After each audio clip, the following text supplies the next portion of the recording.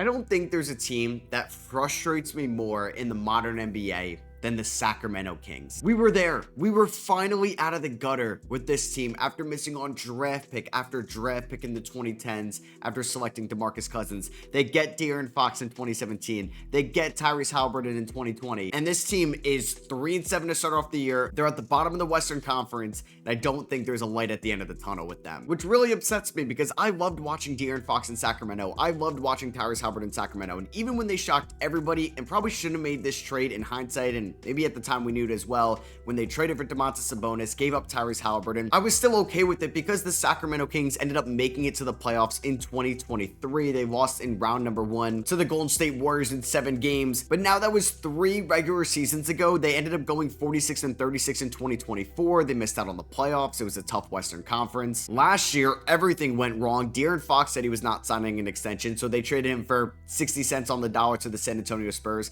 They fired Monty McNair, their GM. They fired Mike Brown, their head coach. They had one of the more perplexing off seasons, not really picking a direction where to go. And I just don't know what's going to happen with the Sacramento Kings this season. Like I said, they're 3-7 right now. They're 13th in the Western Conference. They're a bottom 10 offensive team, 23rd in offensive rating. They're a bottom 3 defensive team, and they are a bottom 5 net rating team. This team is a very tough watch on defense. They have no chemistry. They have no sense of any type of collective defensive scheme whatsoever. Guys are just getting right by them with ease in transition. Guys can pick them apart and matchup hunt them in isolation. And Doug Christie, who has preached defense this year, and they're going to prioritize the defensive end of the floor, barely even plays his best defender, Keon Lewis. He played garbage time against the Minnesota Timberwolves in their blowout loss. You know who's somebody that can maybe keep up with Anthony Edwards and Dante DiVincenzo on the perimeter? Keon Ellis. I don't get it. And maybe it's something we don't know about because we were preaching for Keon Ellis to play more under Mike Brown, and now it's just the same thing with Doug Christie. And so far this season, Russell Westbrook has maybe been their best player. That is so discouraging. It is 2025. Russell Westbrook is in his age 37 season, and he's your best player. That is not going to give you any type of hope for the future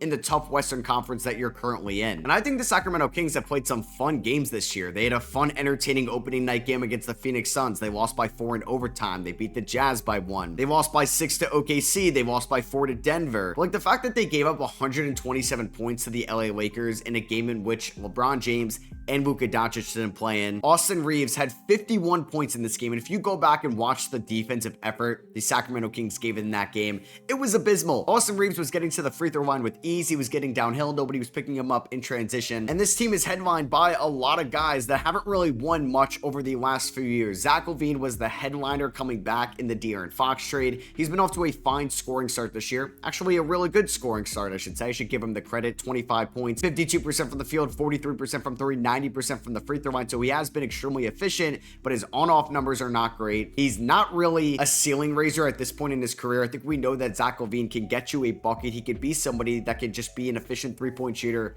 hit extremely difficult shots, but he doesn't have the consistency or I think the clutch gene in him to really elevate the Sacramento Kings this year. If Zach LaVine had that, they wouldn't be 3-7 right now. And a lot of people point to the time when they got DeMar DeRozan for Harrison Barnes in a first-round pick a couple off seasons ago, a move that just sounded cool at the time, but really didn't make sense for how this team was built going forward around Domantas Sabonis and Zach LaVine going into the 2024 season. Domantas Sabonis has been banged up a little bit this year, but he's also struggling to have his numbers on display. He is not hitting his three-point shots whatsoever. We know that Domantas Sabonis struggles from downtown, which can kind of limit his value, and he's not a rim protector either. He's a type of player like a Nikola Jokic or Alperen Şengün, but if you're not going to be as effective as Jokic or have the defensive intensity as Alperen Şengün, it is really tough to pay you what they're paying him right now. Malik Monk's been a fine scorer, but how many guards does this team need? Because they ended up signing Dennis Schroeder in the offseason because they love what he did for the Detroit Pistons in the playoffs. I'm sure they were really encouraged for what he did in the Eurobasket for Team Germany after they picked him up. But giving $45 million to Dennis Schroeder in the year 2025, I thought was also a little bit reckless as well. Dennis Schroeder has shown no signs of consistency this year. There'd be a good game, then he would follow it up with 2 bad games. He's shooting 39% from the field this year, 28% from 3. He's averaging around 12 points and 6.5 assists. And that's why Keon Ellis doesn't get any playing time, because you have Zach LaVine, you have Russell Westbrook, who's been good, and I don't know where the Kings would be without Russell Westbrook right now.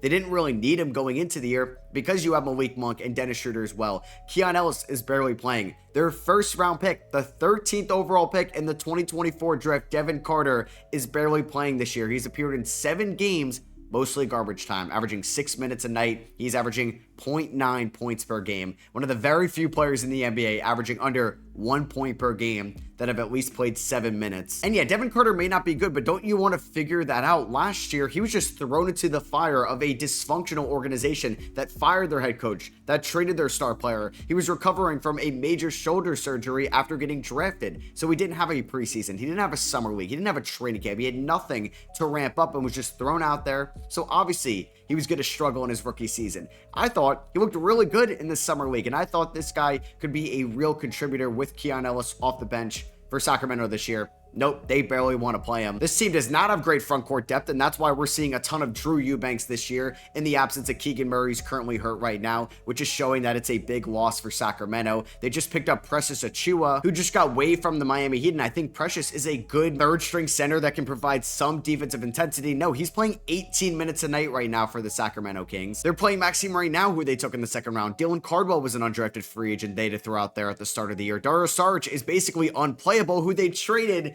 Jonas Valanciunas for in the offseason to save some money to go out and sign Dennis Schroeder. They were actively trying to salary dump Malik Monk to go out and sign Dennis Schroeder as well. I am so happy Russell Westbrook is on a team this year because he's been so much fun to watch in some games this year with Sacramento. But why did they do this? This team makes no sense. They basically saw what didn't work in Chicago and they said, we're going to do that here in Sacramento. We're going to have Zach LaVine and DeMar DeRozan, who couldn't really win much in Chicago outside of 2022. And we're also going to get a big that can't play defense that likes to have the ball in his hands like Nikola Vucevic and Domantas Sabonis. It's basically the Bulls 2.0. This team also takes the most amount of shots from the long two this year. They take the most long twos in the NBA in the year 2025. This team does not want to preach any type of forward thinking in the league. They take the most mid-range jumpers in the league. Yeah, that's because of DeMar DeRozan and Zach LaVine and even some Russell Westbrook taking these pull-up jumpers. Dennis Schroeder likes the mid-range. And I just don't know where it's going to get better from here for the Sacramento Kings. I feel really bad for their fans because they went through such a dark period in the 2010s when that team could not draft a single good lottery pick, which is honestly very impressive to this day. And then you had Fox, you had Halliburton, who you traded away for Sabonis, and that's fine. You made it to the playoffs in 2023, but then you resulted to paying Harrison Barnes, trading a future first-round pick for Kevin Huerter. That pick actually ended up being the pick that the Pelicans traded for Derek Queen. The Atlanta Hawks got that unprotected swap between the Pelicans and the Bucks. Trey Lyles didn't work out for this team long-term. Sasha Vezenkov, they whiffed on the Davion Mitchell pick. They couldn't develop him. Why did they need another guard after drafting Fox and Halliburton? I don't know. And maybe that just comes back on ownership. Maybe that comes back on Vivek Radadive for not really being as hands-off with this team as he should, because they hired Scott Perry. He would go on to try to trade for Jonathan Kuminga at one point this offseason as well. I like them getting Nick Clifford, and I do hope Nick Clifford can run a little bit of the point at some points this year. No pun intended. But he was somebody that looked really good in the summer league. He looked really good in the preseason as well. It's just there's so many mouths to feed in Sacramento right now, and Keegan Murray hasn't came back. So Keegan Murray will help this team, but they recently just lost to OKC by 31, and they just lost to Minnesota by 27. Back-to-back blowout games. Where's this team's fight right now? I don't know. And when you look at the standings in the NBA, you look at all these teams in the Western Conference that are most likely going to finish higher than the Kings in the standings, right? You have those top 6 of OKC, San Antonio, Denver, the Lakers, the Rockets, the Timberwolves. Then you have the Portland Trailblazers I like more than Sacramento. Golden State I like more than Sacramento. I'm going to assume the Clippers will be better than Sacramento at the end of the year. And hey, one of Phoenix, Memphis, or Dallas could definitely end up better than Sacramento this year. So what? You're going to just end up missing the play-in tournament again. Thank God the Sacramento Kings own their first round pick this year. I'm just scared they're going to do something crazy as well. Like, what if this team trades for Ja Morant?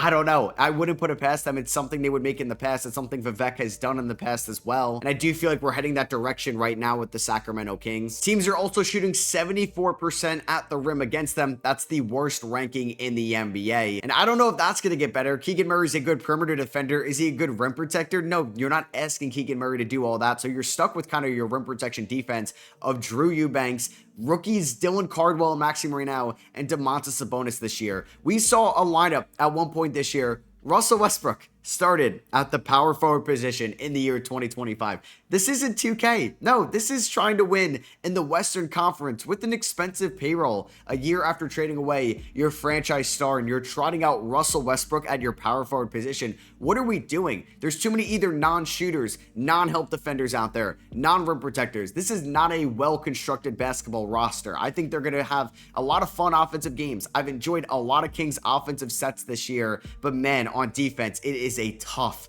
watch. Rudy Gobert looked like prime Wilt Chamberlain against them the other day. And they've had a tough schedule to start off the year. I'll give them that, but it's not going to get much easier being in the Western Conference and being in the Pacific Division. They have Denver tonight when you guys are seeing this. They have Atlanta, Minnesota, San Antonio, OKC, and then you have Denver, Minnesota again over the coming weeks. Their schedule doesn't get much easier till the end of November. And this team is already 3-7. What if they are double-digit games under 500 at that point? Maybe they're able to beat Denver and things are going to look bright for them, but I don't know if I'm going to take those chances with the Sacramento Kings right now for how they're looking. They even showed Vivek on the broadcast against the Minnesota Timberwolves and he looked disappointed as well. I don't know what you guys were thinking. And I also feel like it's just them not prioritizing the young development of any of these players, and the same thing's going to happen with Keon Ellis. Like, they had Neemias Queta on this roster a few years ago, a young big man that was going to take a little bit of time to develop, but if you watch the Celtics this year, that is exactly a type of player, a physical rebounder, shot blocker down low that Sacramento could desperately use, and they cut him for JaVale McGee. Like, I swear, some team is going to trade like 3 second rounders for Keon Ellis at the deadline, and he's going to be like a perennial top 15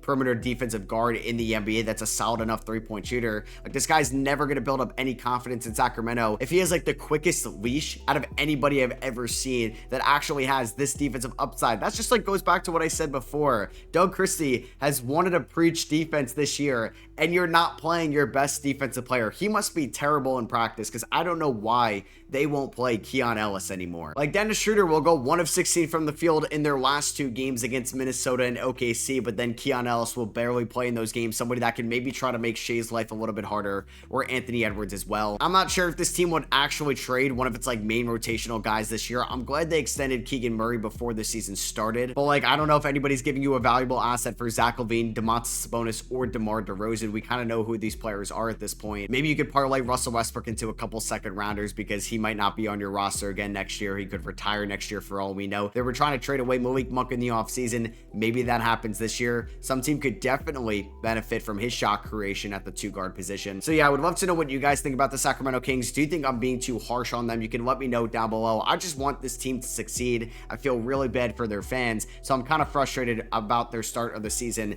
And from what we know out of these guys in the past, I don't know if it's going to get much better. Hopefully this is the worst they look all year, but I wouldn't put it past them if it's not. So I hope you guys did enjoy this video. Let me know what you guys think about the Sacramento Kings currently and where they could end up going forward down below. If you did enjoy, make sure you're subscribed. I'll catch you guys in the next one. Peace.